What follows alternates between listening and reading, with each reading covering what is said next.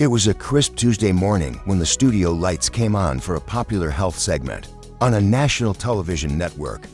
The guest that day was none other than Dr. Alan Peterson, one of America's most respected cardiologists, known for his ability to explain complex medical concepts in ways that everyday people could understand.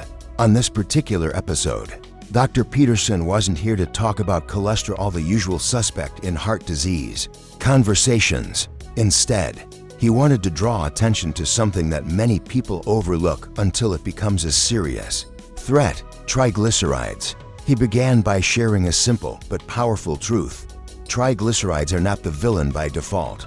They're a natural part of your body's energy system, but when they get too high, they can quietly set the stage for heart attacks, strokes, and even life-threatening pancreatitis. This set the tone for a deep dive into what triglycerides are, why they matter, and most importantly, what you can do to keep them under control. What exactly are triglycerides? If you've ever stored leftovers in your fridge for later, you already understand the basic concept behind triglycerides. These molecules are your body's version of a food storage system, except instead of Tupperware, the storage is inside fat cells.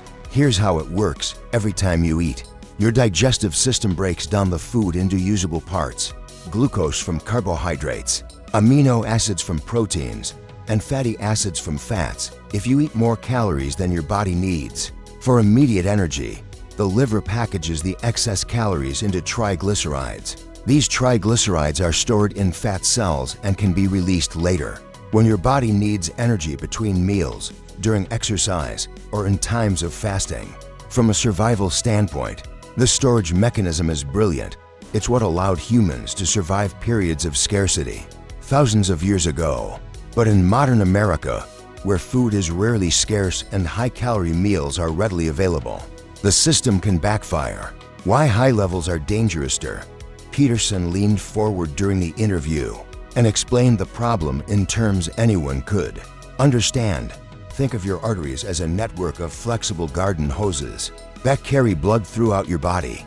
When triglycerides are too high, they mix with cholesterol and other substances, forming a kind of gunk that sticks to the inner walls of those hoses. Over time, that buildup, what we call plaque, makes the hoses stiffer and narrower, forcing your heart to work harder.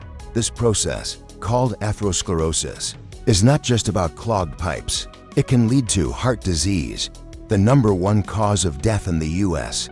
Narrowed arteries mean less blood flow to the heart muscle, increasing the risk of heart attacks, stroke. Plaque can break off and travel to the brain, causing a blockage. Peripheral artery disease, reduced circulation to the limbs, which can lead to pain, numbness, and in severe cases, tissue death.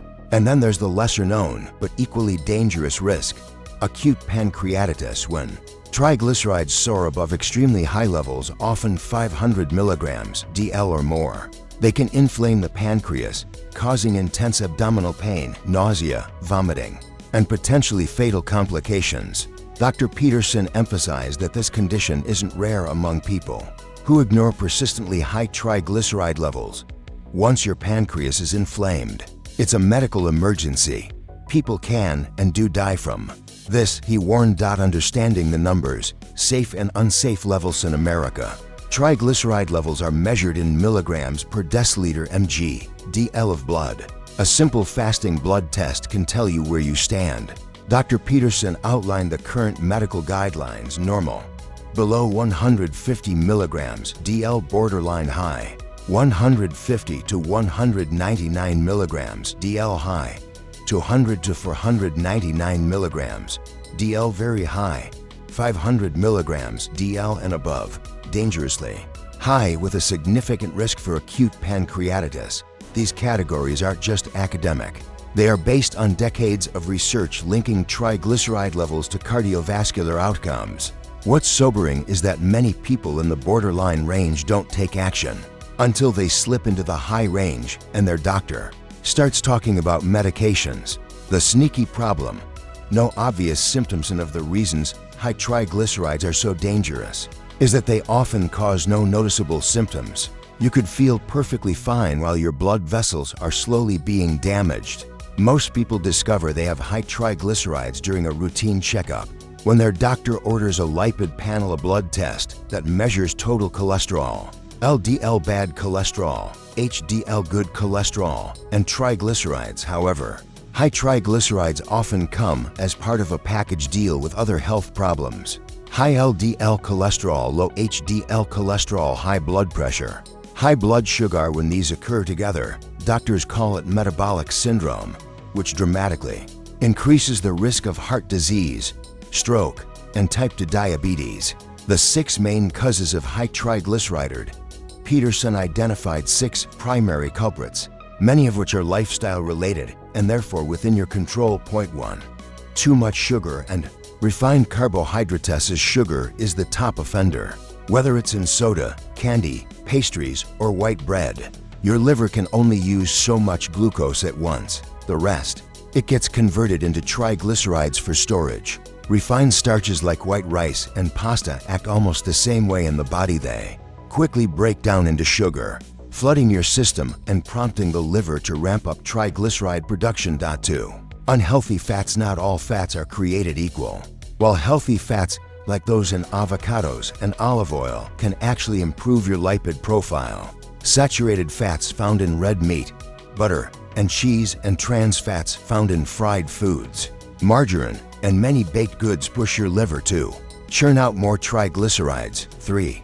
Excessive alcohol consumption. Alcohol doesn't just affect your liver's ability to process toxins. It also changes the way your body handles fat.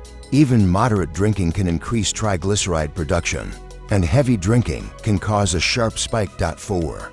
Lack of physical activity. If you're consuming more energy than you burn, your body has no choice but to store the excess as triglycerides. Sedentary lifestyles, common in many desk jobs, make the problem worse. 5.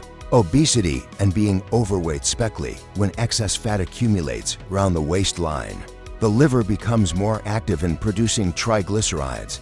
In medical terms, abdominal obesity is a red flag for metabolic dysfunction. 6.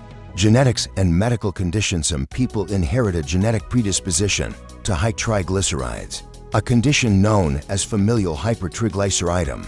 Others develop high levels due to underlying health issues like uncontrolled diabetes, kidney disease, or thyroid disorders. The natural nemesis, resistant starch. Here's where the conversation took an interesting turn. Dr. Peterson introduced what he called the natural nemesis of triglycerides, resistant starch. What is resistant starch? Resistant starch is a type of carbohydrate that doesn't get digested in the small intestine. Instead, it travels to the large intestine, where it serves as food for beneficial gut bacteria. How it helps stable blood sugar. Resistant starch causes a slower, smaller rise in blood sugar and insulin levels. This means less sugar gets converted into triglycerides. Gut health. In the large intestine, resistant starch is fermented by bacteria into short-chain fatty acids, which help improve insulin sensitivity. Liver signal. These fatty acids also signal the liver to reduce triglyceride production. Food sources: brown rice, oats, sweet potatoes, corn, beans, and lentils. Slightly underripe bananas. Pro tip from Dr. Peterson: cooking rice or potatoes and then letting them cool increases their resistant starch content. A simple trick to make everyday meals healthier. The lifestyle plan to lower triglyceride. Peterson concluded the segment with a clear, actionable plan. Increase resistant starch intake. Replace refined carbs with foods rich in resistant starch at least once daily. Examples: unsweetened oatmeal for breakfast, brown rice instead of white, beans in soups and salads. Eat omega-3 rich foods, fatty fish like salmon, mackerel, and sardines 2 to 3 times a week can reduce liver triglyceride production. Load up on vegetables. Think of vegetables as a sponge for excess sugar and fat. Aim for a colorful plate at each meal. Enjoy nuts in moderation. A small handful of almonds or walnuts daily provides healthy fats without overloading calories. Limit sugar and alcohol. Skip sugary drinks, desserts, and limit alcohol to occasional use or eliminate it entirely if your triglycerides are high. Exercise regularly. At least 30 minutes of moderate activity, brisk walking, cycling, swimming, 5 days a week. Maintain a healthy waist size, under 35 inches for men and under 30 inches for women, to reduce strain on the heart. And for those with dangerously high triglyceride levels. Dr. Peterson stressed that lifestyle changes often need to be paired with doctor-prescribed medication for best results.